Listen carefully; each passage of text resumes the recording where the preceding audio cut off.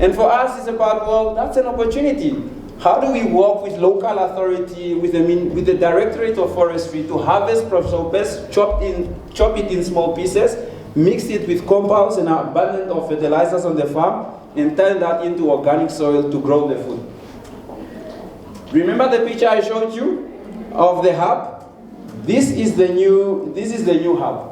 So this whole area will really transform it. And I like this corner because this is our permaculture corner.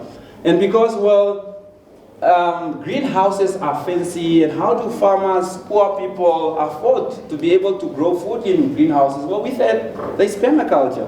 We are going to teach them that you need very little to grow your food.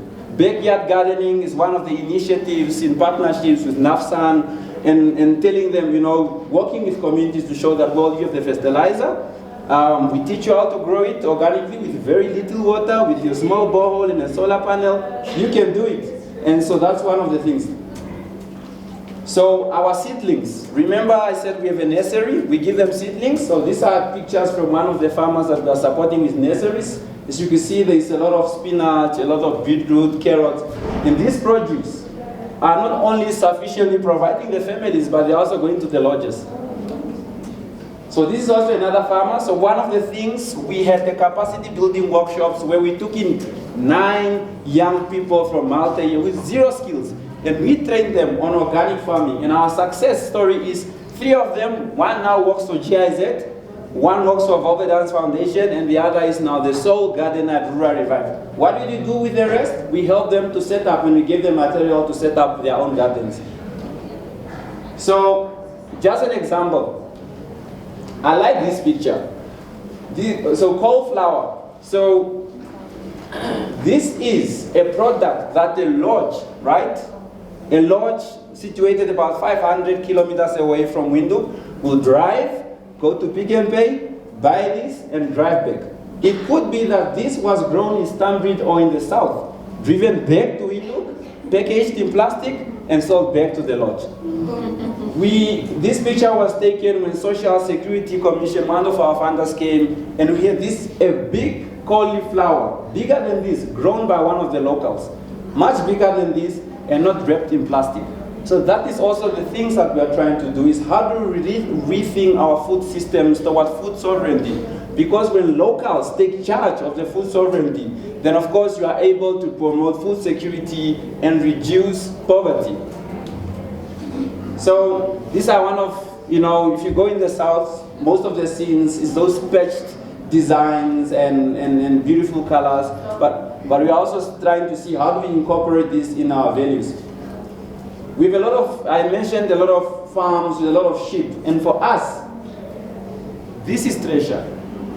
We went in and spoke to a lot of farms and said, well, our farms has a lot of abundance of manure, and we said, well, that is treasure. We are going to teach you on how to take that, mix it with organic context, for instance, like mixing with shredded prosobes to turn it into something beautiful. So this was our commemoration, 1-year anniversary of Rural Revive. We had the cultural dancing group to perform. All smiles. I don't know that guy in the middle. It's very familiar. And I spoke about waste management. So one of the things, because Malta is one of those very old village towns, waste is a problem because now everything is blocked, and waste will be running around. So what we've seen is, well, there's an opportunity to beautify Malta. How do we direct that wastewater and to grow indigenous trees, for instance, like Acacia galpinis, and to beautify the town? That's what we are doing at Volvedance. Volvedance is green with Acacia galpinis, but also it's now what we are putting in Rural Revive, teaching them on how to grow trees and how to use that to beautify their trunks. This is our waste management system.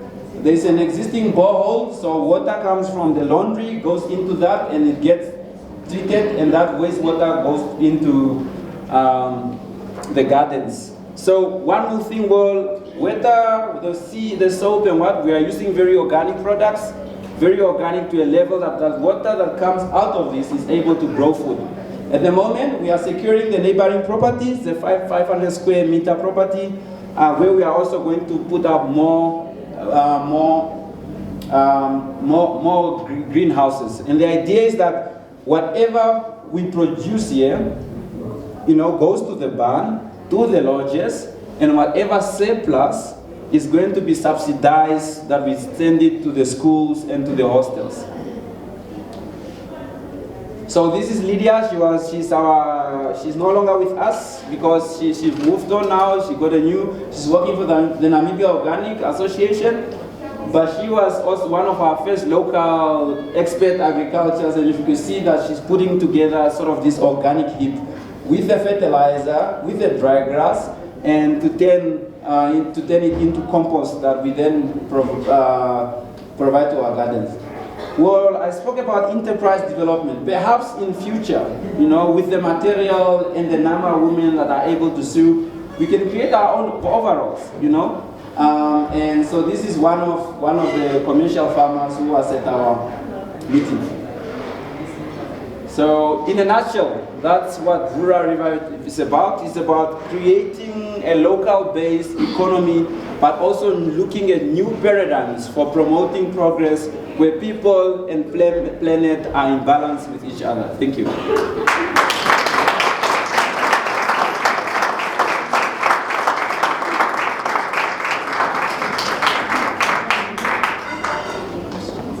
Any questions? Sorry. We're coming.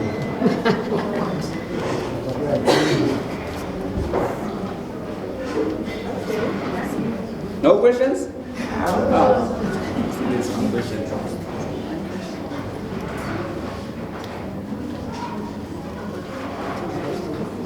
Thank you very much for that presentation. I found it so encouraging. It was all so positive. It's lovely to hear about an environment that is so challenged to swing things